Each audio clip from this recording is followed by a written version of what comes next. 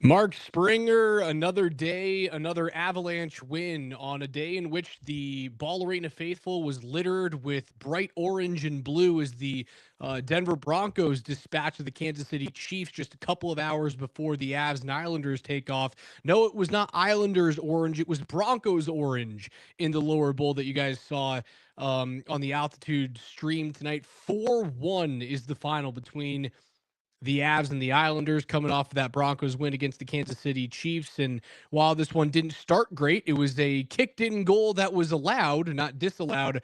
The Avs just continued to win hockey games.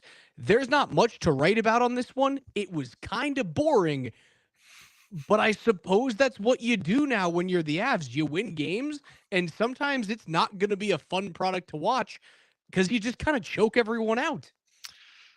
Yeah, best team in the NHL. Lots of bests going on in Denver right now. Holy shit. I mean, what a time to be alive and to live here, to be from here. My goodness, Raj. But let's okay, so I just before I jumped on with you, I still had my Altitude Plus stream on, and believe it was Reed Saunders announcing the 3 stars of the game, because I heard Alan Roach's beautiful pipes while I was watching Vikings Bears today, because he does the Vikings home games because he's from there and they paid him a lot of money.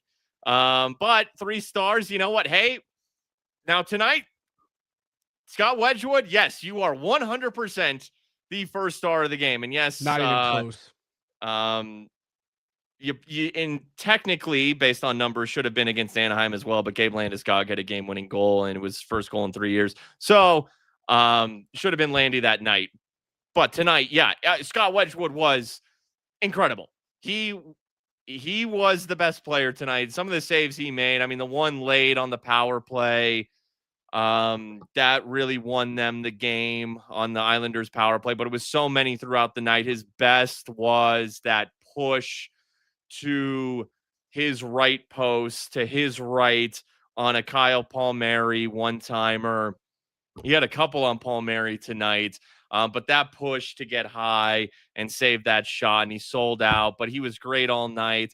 Had a nice, I mean, they showed the replays of his saves all night long. Matthew Schaefer, saw him tonight. I'll say that, and Wedgwood had a good blocker save on a Schaefer shot. I think he had another good save on Schaefer in the slot as well. Look, that kid's good. He's part of the reason that the Islanders, and let me pull up their schedule here, because they just went into Utah and won in overtime on the second night of a back-to-back. They won in Vegas in overtime the night before. They did have a couple days off before that. They won in New Jersey in overtime before they started this 5-game road trip in New York. Now, winning in Madison Square Garden is actually not that hard. A lot of teams have done it this year, even though the Rangers are pretty solid. But the Islanders opened their road trip winning in New York 5-0. So that's a win in New York, win in New Jersey, win in Vegas. Next night, win in Utah. And look, now it's altitude. Now you just played second night of a back-to-back in Utah. You'd won 4 in a row. Now you got to play another game in altitude. Actually, this road trip continues for them. This is a 7-game road trip. They'll go to Dallas on Tuesday night. But the first 4 games of this 7-game road trip, 4-0 for the Islanders. And Matthew Schaefer is a huge reason why. Like, adding him as the first overall pick, I think, has given them some life. But it was too much. Like, you're on a road trip. Now you're playing the best team in hockey in their building after playing a back-to-back. They got a night off, but it was still a back-to-back. You're still at altitude. This was what was supposed to happen tonight. It was supposed to be a 4-1 final. It was supposed to be one of those games that you kind of looked at and you go, if I were to ask you about this game when the playoffs roll around, right? When it's the middle of April, I go, hey, you remember the Islanders game? What I would expect most of you to go is, no, I don't remember the Islanders game. But Scott Wedgwood, as you astutely pointed out, he gives you a reason to remember this. The 2 saves that he makes on Kyle Palmieri tonight. Kyle Palmieri has to be seeing nightmares of Scott Wedgwood this evening. Scott Wedgwood is to Kyle Palmieri as Jaquan McMillan is to Patrick Mahomes today. They are Freddy Krueger. The short side save that he makes in the first power play blocker, he's making that crazy acrobatic save. He's so athletic, and that's the thing that he brings to the crease that like Blackwood necessarily doesn't. He is able to make those, and maybe this is a little blasphemous to say he's able to make those like Hasek-esque saves. And Blackwood isn't that goaltender. Blackwood is the talk about blasphemy. Blackwood is more so the Carey Price. I am going to be perfectly in position every single time, concise movements, big bodied guy. And he just has this perfect foil as his backup. And Wedgwood's not taking any steps back. He's allowing this decision that Jared Bednar is making, likely with a heavy heart. It's making it easy on Jared Bednar to just go, I'm going to continue to throw you in there because it's not like you beat the Islanders and the Islanders were the worst team in the league. They weren't last year. They were very bad, but they were not the worst team. They just won the lottery and you get to choose Matthew Schaefer. It's not like you beat a bad team and you only saw 16 shots against. Wedgwood made like 7 grade A opportunities, and that save that he makes on Palmieri in the second period, it immediately leads to an Avalanche goal and then another Avalanche goal. And instead of being down 2-0 at that point, they then flip that into 1-1 and 2-1 in the next 3.5 minutes. He's the catalyst. I wasn't even thinking about this while I was watching his great performance tonight, but as we're talking about him right now, I'm reminded I can't believe he signed for $2.5 million on a 1-year extension.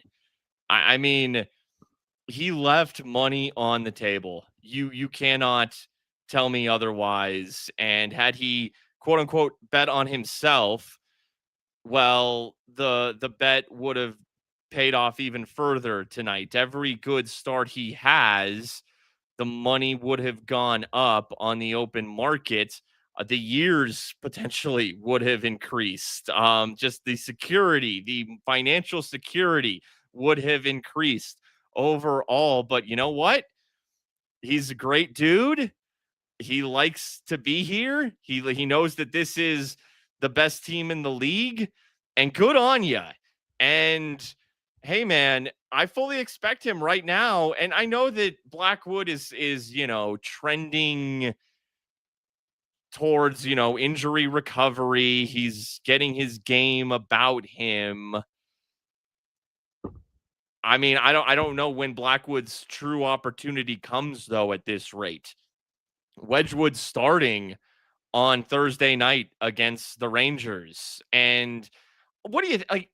Are we at the point where even if he has a bad start, he's still the one? Or is that what opens Blackwood's opportunity up because he will, every goaltender eventually doesn't matter how good you are, you're going to have a bad start eventually. It has to be a couple. It's at the point where he has earned the right to go, that was a fluke. You give me another. You throw because me every goaltender bone. is going to have a fluke like that. He 100% has earned the right to go, show me it's a trend before we go all the way back to Blackwood.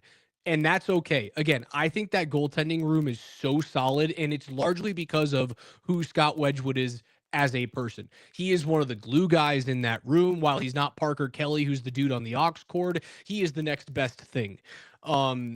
Yeah, he could go out and have a really bad game and the Avs win, and then he could follow it up with a really bad game, and he's the reason why the Avs lose. And then I think Bednar can go, all right, this was fun. You gave us 20 Well, what if the first one is really games. bad game and the Avs lose because a win glosses over some things? A win puts a shiny coat on a turd, right?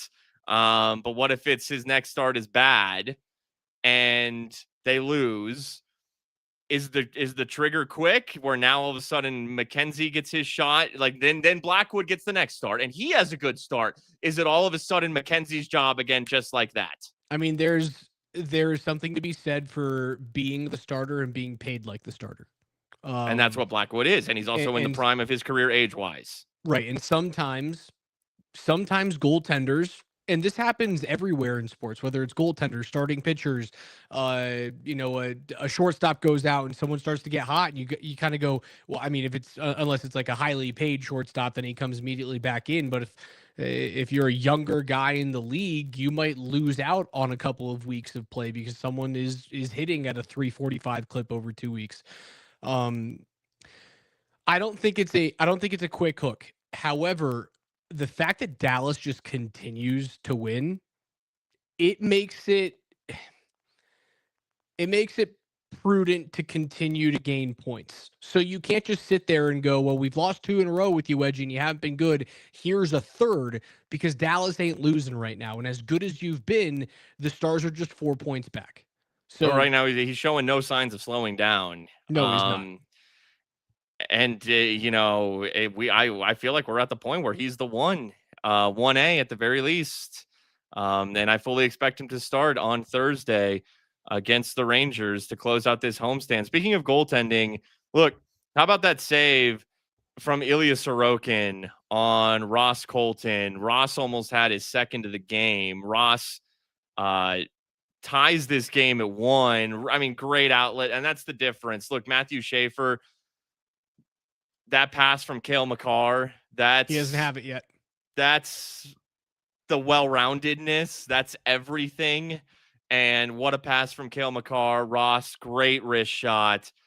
Ross can do that. He seems like he is back to pre-broken foot Ross for sure, playing on the second line. Dude, it's all because they switched up those lines. Nelson, Colton, and Brindley is wonderful together. Well, and then Brindley's up there because Nichushkin's out, and Ross was playing well with Nichushkin. But Brindley's, that was the right move. That was the right touch. And you got a second line wing making under $1 million, and he's playing like a second line wing. How about that? But then Ross almost has a second goal. Brock Nelson, who ultimately does get a goal as time is winding down in this game against his former team, but Brock's pounding away. Ross comes in. That's a heck of a save by Ilya Sorokin to stretch out with his glove. And that was a close your eyes, look what I found type thing. But still, that was a heck of a save. Yeah, so good great goaltending save on display all over the place tonight. Yeah, I thought Sorokin was as billed. Sorokin, for my money, is a top 7 goalie in the world. I love watching that dude play hockey. There's a reason why he has a Vezina trophy to his name so far, but the second line has been great. I thought you saw some flashes out of Cale Makar this evening, a couple of solo rushes up the short side that I've been wanting to see a little bit more. Power play left a little bit to be desired, but still moved the puck well. It just felt like one of those games that you just had to slog it out, and if you got a 2-goal lead, it was going to be over. Obviously, you get 2 empty netters at the end there, and you don't have to worry about playing something so tight after you kill off the. Let's go to the Marty Necas penalty. Dumb penalty. Like, there's no reason for you to try and go short side, way high flip when the entire far side of the rink was open. That was a panic play from Necas. Yeah, I mean, it's an aggressive play. And I like it when they play aggressive, not playing to not lose. That's hurt the Avs in the past when they play to not lose. So still forcing the issue, still trying to push the puck up the ice. And fortunately, the kill was good. You don't have Nichushkin, but Brock Nelson he's really gotten more PK time, it feels like, since Nichushkin's been out, and he played there since, and he was good. I mean, Drury and Kelly are an excellent penalty kill tandem, and obviously Lehkonen. And then I thought there were moments where Bardakov looked good. He's getting that look now. Zakhar Bardakov is getting that look on the PK since there's an extra slot for time available now that Nichushkin is out. Well, he's going to need that too. I saw that Evan Rowell of the Gazette was looking at some interviews that he did with a Russian I brought this up before you jumped on and he was talking about ice time. Yeah, he's not thrilled about it, but like, also, welcome to playing on the best team in the National Hockey League. Exactly. You're not going to step in and get 14 minutes on this team, dude. Like, yeah, wake the fuck up. Yeah. I appreciate his. Don't get me wrong.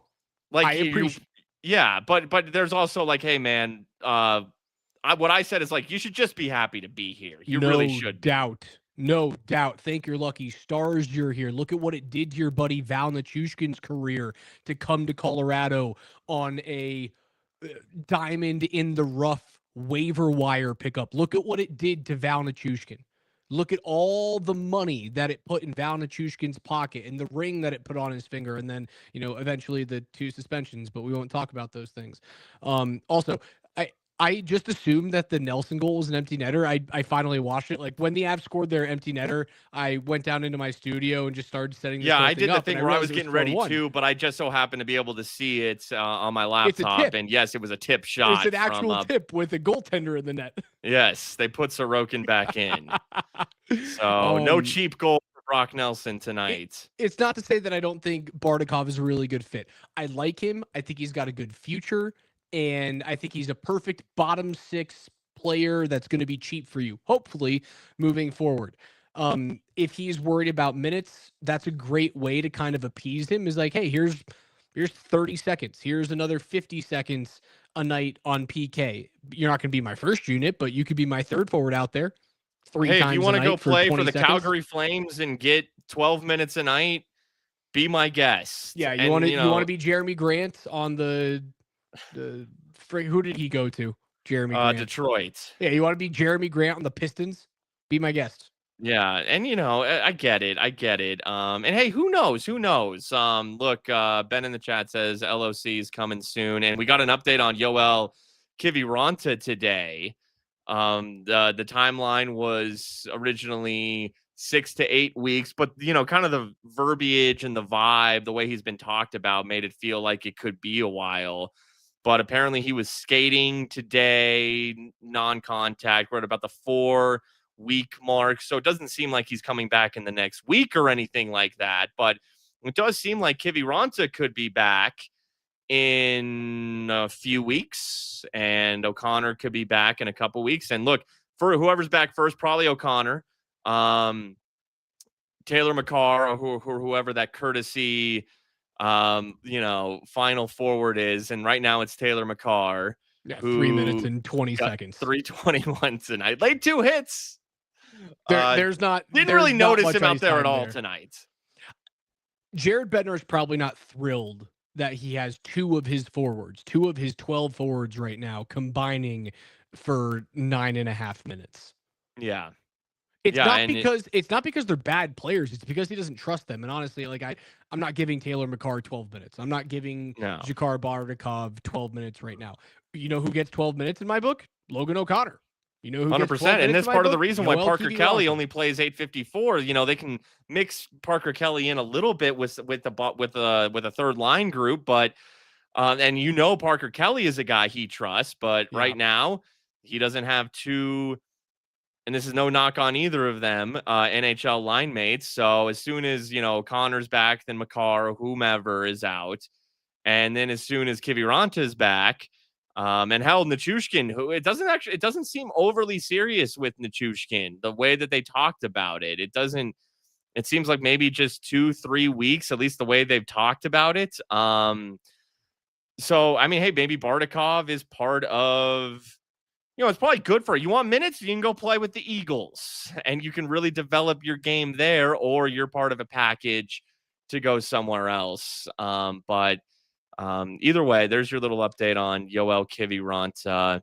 I'll be interested to see an update over the next 2 days on Josh Manson's hand. I didn't love how that happened, where Anders Lee comes from behind him and instigates a fight. Now, Manson gets a couple of good quick punches, including one big uppercut, but it was this weird tumble over each other, like Lee toe picked or something like that. It wasn't dirty for Anders Lee whatsoever, but it was this weird roll where I got very nervous that, like, that's how you break a wrist. That is how you break a hand or a couple of fingers or pop a thumb.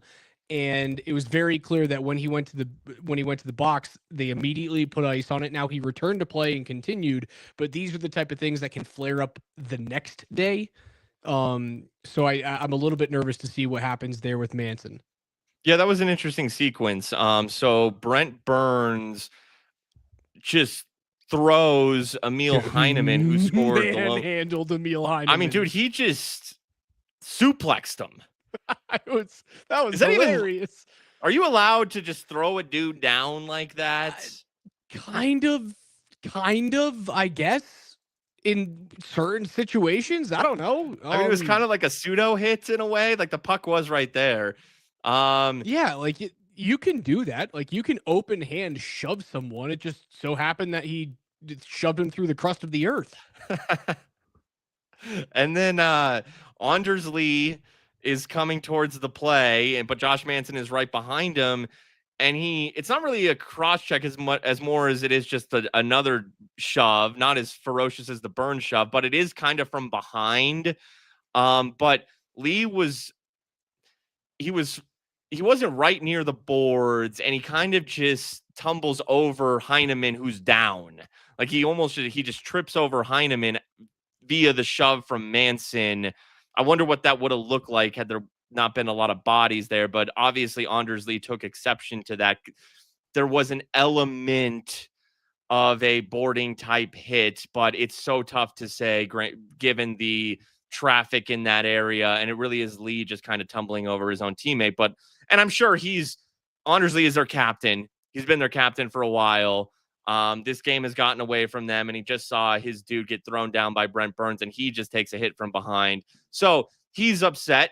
I respect it. Hey, take it upon yourself, especially as the captain and someone, who can fight. Anders Lee can. He just goes and takes it up with Josh Manson himself. He does eat a wicked uppercut, though. That uppercut was fist to chin. You can get concussed with something like that. So I wonder if the hurt hand is from the uppercut or if it's from the gator roll. Yeah, it could be. And you're right, because then Lee goes down and he takes Manson with him, and there is an awkward roll. Yes. So I don't know what it was. I mean, it certainly wasn't as big a fight as we saw in the NHL tonight. Did you see not only the color matchup between the Rangers and the Red Wings this evening, both of them playing in their Centennial Heritage uniforms? It was a beautiful jersey matchup, in my opinion. I mean, people who are colorblind probably don't love it, but I can see colors, therefore it was awesome. It was a 2-1 win for the Rangers, and Mason Appleton, after the horn blew, shot a puck into the empty net and then threw his hands up and kind of celebrated. And it was after the horn. The benches completely emptied. Jonathan Quick, at nearly 40 years old, was in there throwing punches. We had a Donnybrook. Wow. I did not. I mean, I was scoreboard watching this game, saw that the Wings won 2-1. I was rooting for no empty net goal for personal reasons, and apparently one was scored just after the horn. Okay. Wow. They had Mark Springer's best interests in mind. Speaking of goals that didn't count or should not have counted, let's go all the way back to the first one that was scored. Yeah, because I brought up Heineman. I was going to ask you. The Emil Heineman goal that is scored on the first shot of the game against the Avs and Scott Wedgwood, or second shot of the game. I was pretty sure this thing should have been called no goal on the ice. And then when they went to review, I was expecting those referees to come out and wave that thing off. That looked pretty kicky to me, Spring. Like, you're allowed to redirect the puck off your skate, and you can move your skate a little bit to, like, change the angle. But Heineman changes the angle of his skate while moving his skate toward the net. And for me, that is a propelling motion that was awfully kicky. I was kind of upset that they called it off. Or they didn't call it off. Yeah. So call on the ice was goal. They review it. You have to have, irrefutable evidence. But Lord knows with some of these NHL reviews. So watching it live, I thought it was a redirect, but it happened so quick. Then you see the replay, and yes, now it has to be a distinct kicking motion. It was, look, if I'm being honest, it was a kick. Like if you make me swear under a court of law, what was that? Hand to God. That was a kick. That was a kick. Now I'm very much in the camp of let people kick pucks into nets. Like I think it's ridiculous that you can't kick one in. I think it's crazy that you can't headbutt a puck into the net. Now I understand that the rule is for player safety and they don't want people kicking, you know, kicking at goaltenders' wrists essentially. Like Yeah, if the they skate see, could get up there. Now you got a dangerous blade up high. I understand that. I think it would take a lot of the guesswork out of like, oh, did he kick it or did he redirect it? Because then you can just kind of score. Yeah, so that's where like there is a slight shade of gray here. Like it was funny watching the first intermission. Keefe and Lyles were talking about it. If you're from an Avs perspective, Keefe was playing good cop, as he would because he's Kyle Keefe. And Lyles was playing quote unquote, I'll say it for the second time in this show, quote unquote, bad cop. Um, was it a like Lyles is saying, because look, the league looks at it, and so you could argue. Now, I don't think Lyles believed a damn word he said. I think he was trying to give the league the benefit of the doubt. Was it more of a, and now this isn't how he described it, but I'll say, was it more of a push?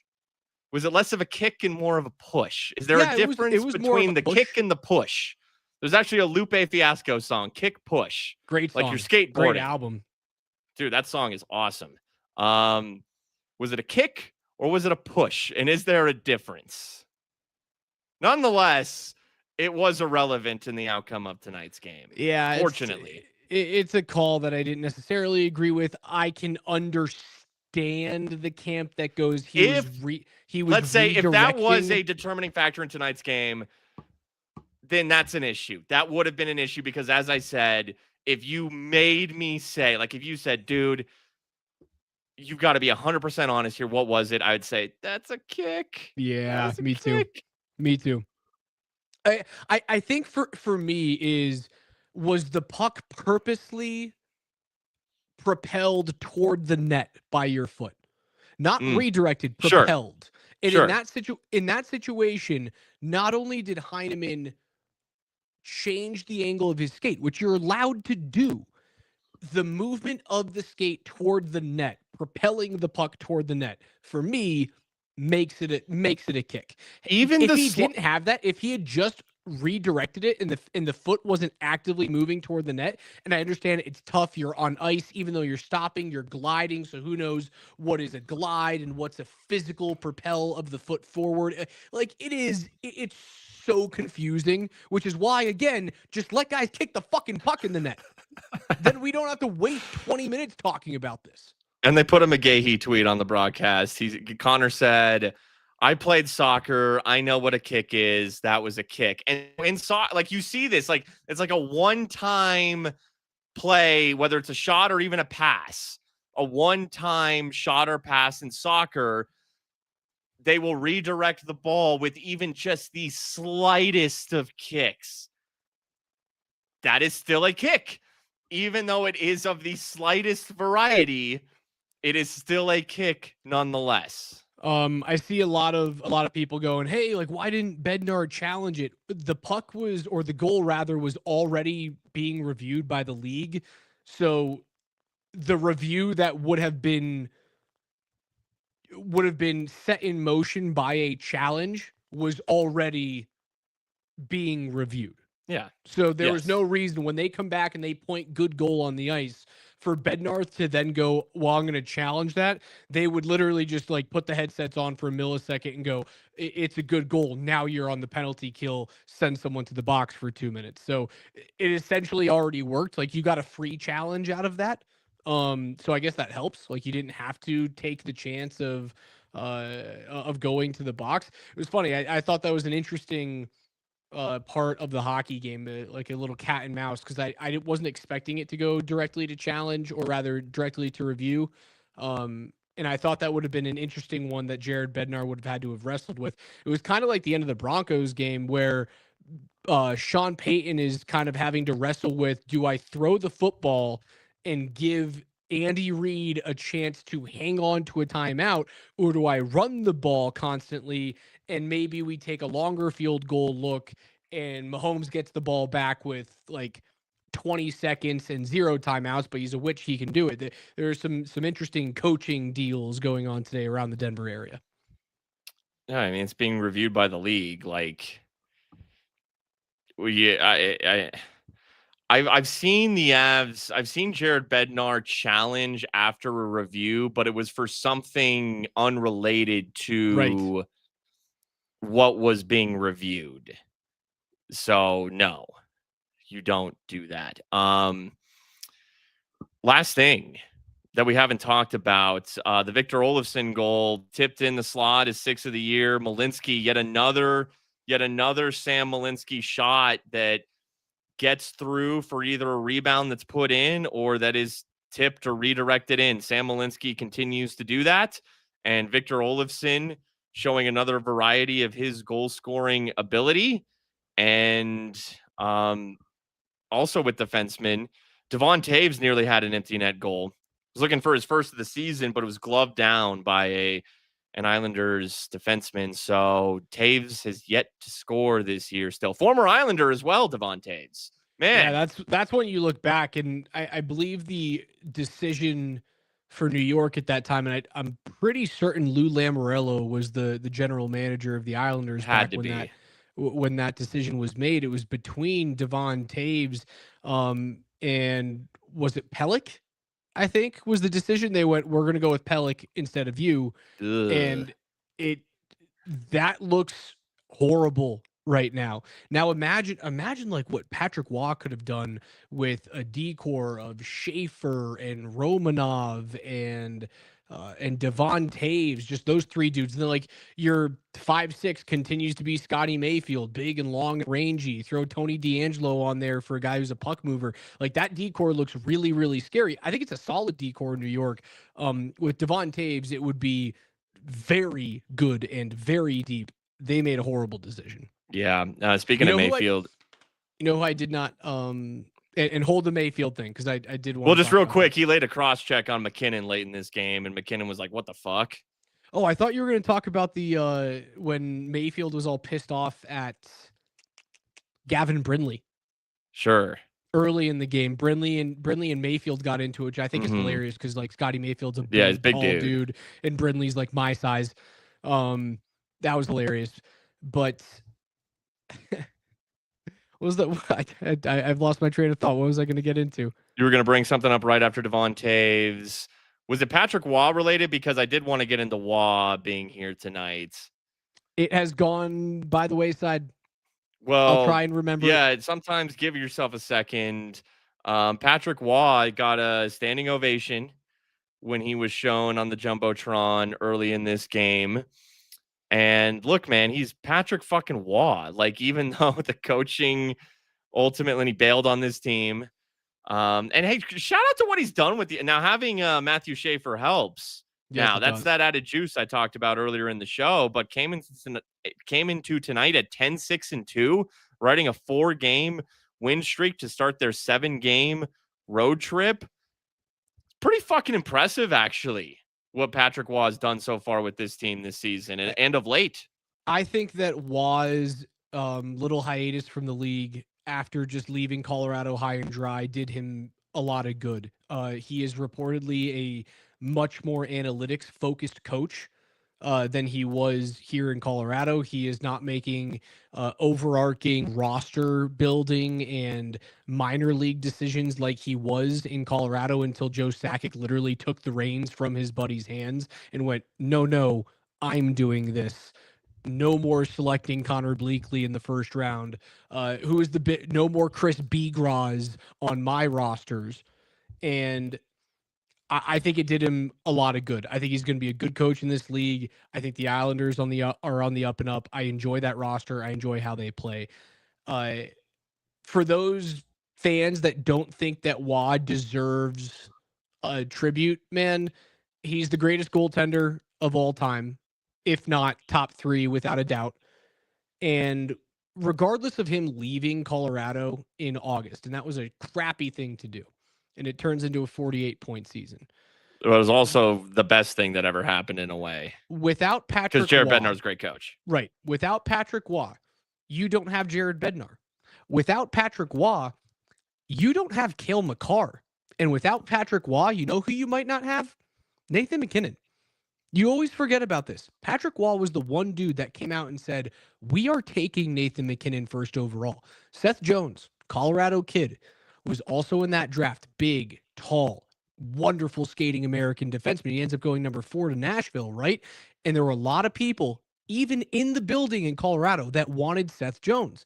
And Patrick Waugh went, screw you, we're taking Nate. So thank your lucky stars for his tenure here. And real quick before we bring DMAC on, look, dude, he's Patrick fucking Waugh. Right. Unless he does something unforgivable, and what he did is not unforgivable. It's a business. There's emotions. Things happen. Right. You give that man a standing ovation when he walks into a Denny's. I don't care. I love that. Let's go to DMAC live at Ball Arena. Hey guys, a fun double dipperoo here in Colorado today, huh? And for the Avs, a 4-1 win. Olsen with the game winner and a nice empty netter by Natchez. And then I don't even know how Brock Nelson scored there at the end, but who cares? The Avs just keep on rolling. Gabe Landeskog said after the game that he likes it when it's physical. He likes when it gets a little rough and tumble. And the truth of the matter is there's not a style of hockey this team can't win. You want to play tough, okay. You want to open it up, yeah, all right. You know, you want to have a tight game, a high-scoring game.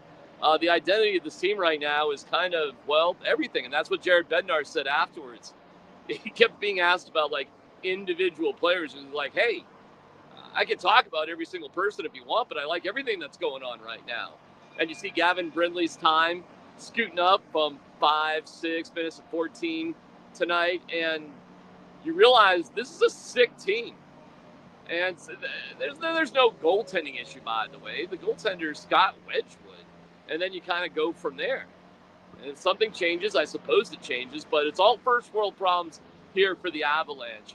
I guess officially, the Fate of Ophelia is officially their celebration song in the locker room afterwards. It's been 3 games in a row with Taylor Swift ripping through the stands, through the locker room. In the stands, by the way, it was fun because quite a few people did the double dipperoo, and mostly Broncos fans, but there were some Chiefs fans. And if there was a combo of Chiefs Islander fan, man, are you a loser tonight? So nice win over Patrick Waugh. By the way, a little video for Waugh. It was kind of more polite than anything. It was acknowledged politely. The applause was polite. People still love Patrick Waugh, but, you know, he's coaching the other team. So that's that. And now the Avs have a few days off before they get going again. And Jared Bednar said, yeah, that's well needed. That's been a tiring stretch for him. So they get a little break. So 4-1 win.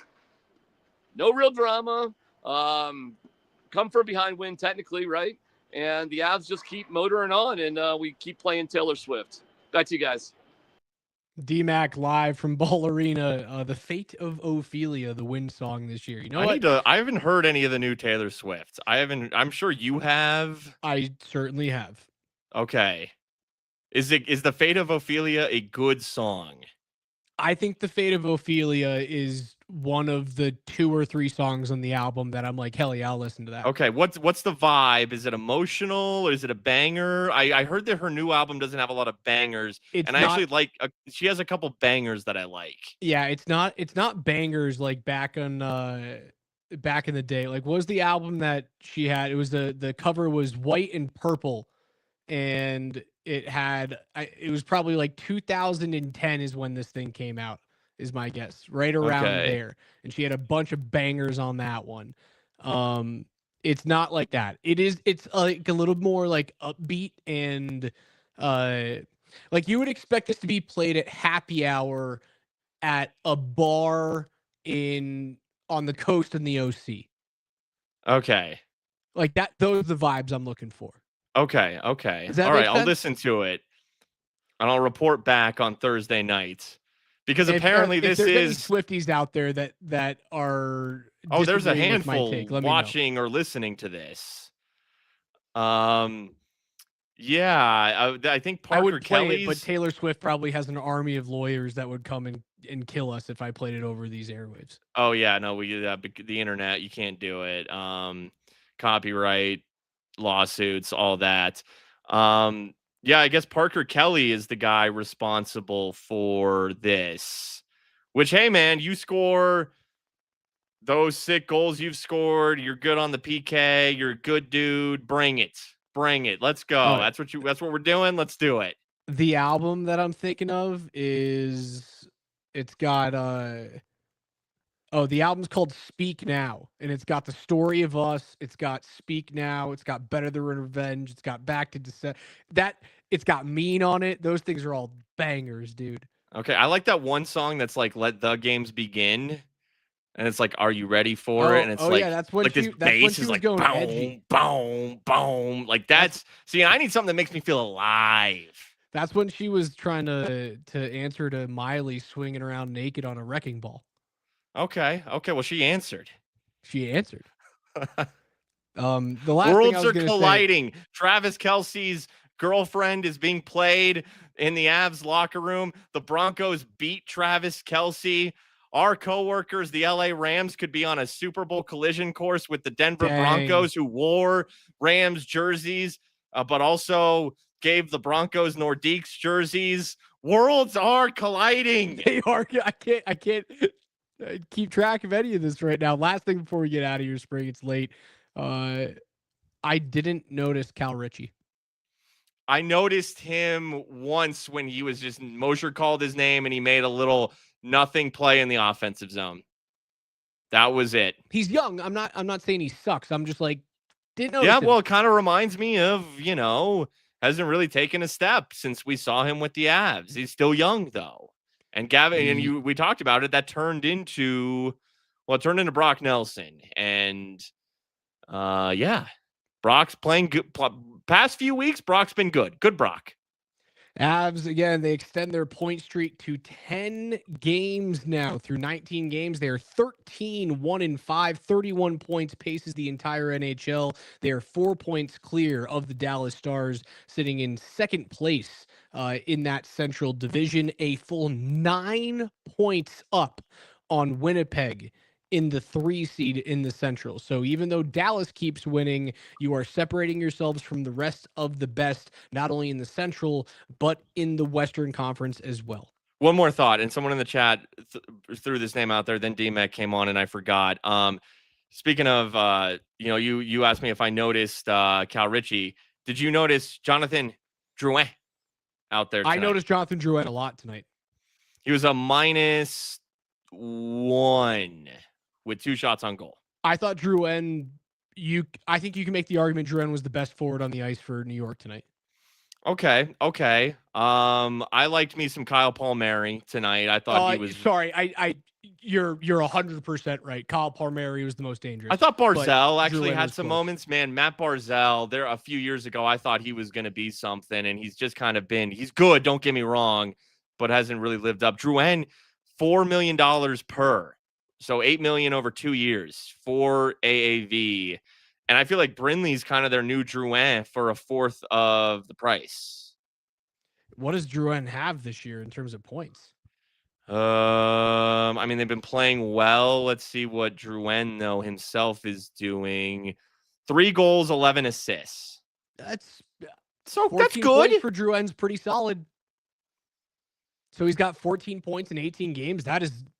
That's more than a $4 million player in terms of pace right now. Good for him. Good for him. Yeah, they won 4 straight coming into tonight at the Islanders. Yeah, all good wins, too. Plucky team in an Eastern Conference where anything could happen. If the Islanders made the playoffs, I get it. Totally get it. All right, Avs host the New York Rangers coming up on Thursday. A few days off. Spring and I will be back at 10 p.m. on Thursday evening as we welcome in Week 12 of the NFL season. Don't miss anything tomorrow. 6 a.m. to 6 p.m. or rather 6 a.m. to 7 p.m. You and Berto will be on. To 6:30. Nuggets Bulls pregame at 6:30. Okay, 6 to 6:30 tomorrow. You guys will have reaction to the Broncos' big time win. That's the biggest win since 2015 here in Denver. Reaction all day to the Broncos beating the Chiefs at home, stranglehold on the AFC West. You get some Abs talk in there as they extend their point streak to 10 games and continue to pace as the best hockey team in the world. But that'll do it for us tonight. For Spring, I'm Raj. Thank you guys so much for hanging out late on your Sunday evening. Have a great start to your week, and we'll see you guys on Thursday.